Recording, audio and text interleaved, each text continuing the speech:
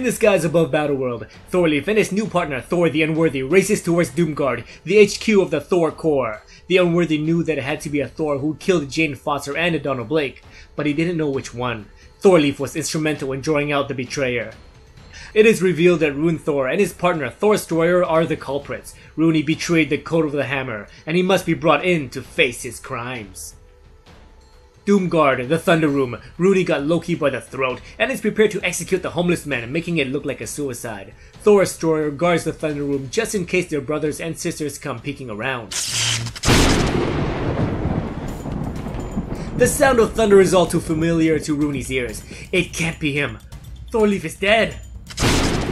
The second strike removes Thor Destroyer from Doomguard and the attacker presents themselves. Thorleif informs his fellow Corps member that he is under arrest for the murder of Jane Foster, Donald Blake, and his partner, Beta Ray Thor. But Rune will not go down easily. He preemptively strikes our heroes, but the lightning is returned. Thor Destroyer returns and he takes out the mighty Thor. Rune charges at Thorleif and manages to take the upper hand. They engage with all of their might. Their bones rattle and blood is spilled. They charge through a brick wall, ending up on the other side, where our hero, Jane Foster, the goddess of thunder from Earth 616, is in the middle of rallying the Thor Corps. Doom is not the All-Father, she states. You are the sons and daughters of Asgard, and you have been made to fight a lie. Words of blasphemy echoes the halls of Doom, but the Thunder Goddess isn't finished yet. Are these the children of Doom I see before me? Or are you truly worthy to carry those hammers?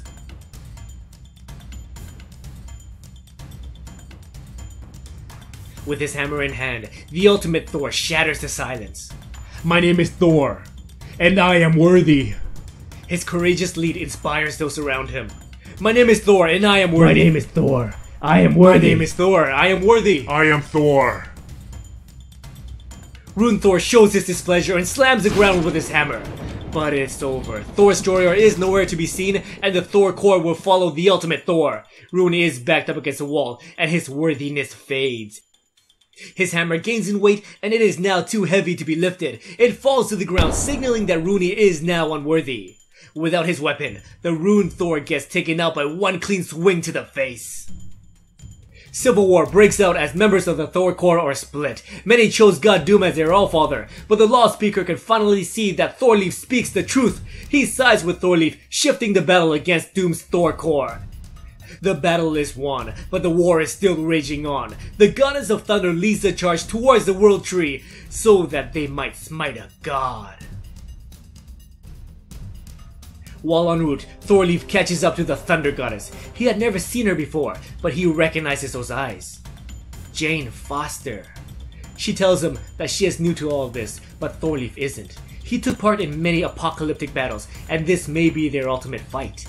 They have arrived at the epicenter of destruction. They prove their worthiness, and they attack the biggest and baddest monster that they can find. Thorleif goes toe-to-toe with Holocaust, the son of Baron Apocalypse. He takes out the monster, but many more takes his place. For the first time in his life, he feels truly worthy. Nothing matters now but the thunder ringing in his ears, the feel of Mjolnir in his hand, the taste of battle upon his lips. The monster washes over him like a rushing tsunami, but he will not stop. He won't stop. Even if his life is taken, he will hurl his hammer as hard as possible. So hard that it will still be flying, long after he's...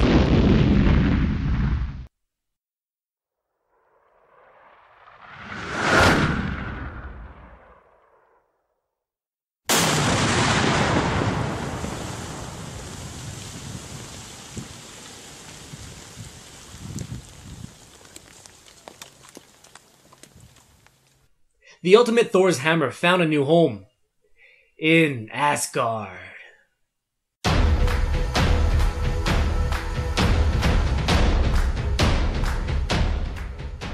What's going on, guys? Welcome to Comic Island.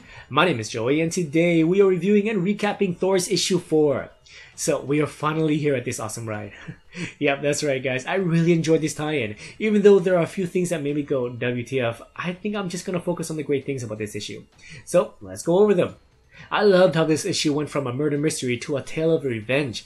I'm new to this Thorleif character from the Ultimate Universe, and writer Jason Aaron did a great job making me care and bond with him. So it's just awesome watching Thorleif kick ass, and it was especially cool when we see the mighty Thor team up with Thorleif. There's also a sense of heightened testosterone in these 4 issues. There's barely any female leads except for Jane Foster, of course. She shows up at the end. I was hoping that she would show up a bit sooner. The story is moving so fast that I feel like they skipped over her story. For instance, what happened to her after Doctor Strange blasted the heroes and villains to random parts of Battleworld? As far as I know, she disappears at the end of Secret Wars issue 4 and reappears in this issue. But that's just something small that I had to point out. I also gotta give a ton of love to writer Jason Aaron for leading this tie-in. I first read his work back in Thor God of Thunder, and now he brings us this awesome tie-in. He is now hands down my favorite Thor writer. Thank you, Jason, for bringing us this much awesomeness. Okay, so now let's get into a few things that are left unanswered by this issue. We are led to believe that Thorleif dies. Damn, I hope he lives. But obviously, Battleworld is over and a new world is formed where almost every hero and villain goes back to the status quo. But here's the interesting thing. We got Miles Morales in the main world, which currently has no name. That means we got 2 Spider-Men. We also got Reed Richards from the Ultimate Universe coming over as well. So I hope that Thorleif isn't dead and that he jumps over to James Foster's Mighty Thor series as a side character. So near the end, the Mighty Thor, or as you may know him, the Odinson from the 616, walks by Rooney's unconscious body and his Mjolnir. He looks at the hammer and decides to not pick it up. I was geeking over this part. This isn't the Thor from the 616 because he died at the end of Time Runs Out. But it's such a nice nod to the 616 Thor and how he lost his worthiness. Oh, by the way, Marvel, what the hell, man? We need to know, how did Thor lose his worthiness? What did Fury say? Okay guys, so the last thing I want to talk about was the final few pages. It took me a few seconds to figure out what happened here. Take a look at this image. This is Battleworld. No stars are around because, as the promo says, there is only Battleworld. But then an explosion happens and the world looks like the regular planet Earth. Thorleif's hammer goes hurling towards an abandoned Asgard, which I'm assuming is from the 616. So his hammer blasted a hole and crossed into another dimension? Is this dimension basically the 616? If so, does this mean that the Ultimate Universe is gone and only the 616 remains? So yeah, just to wrap this up, I thoroughly enjoyed this tie-in. It does continue in Arden's Secret Wars issue 7 coverage, so I recommend checking that out. But now, I want to hear from you. How did you enjoy this issue? Please let me know in the comments below. Thank you so much for watching my review of Thors issue 4, and as always, if you enjoyed this video, please like, subscribe, and I'll see you next time in another Comic Island video.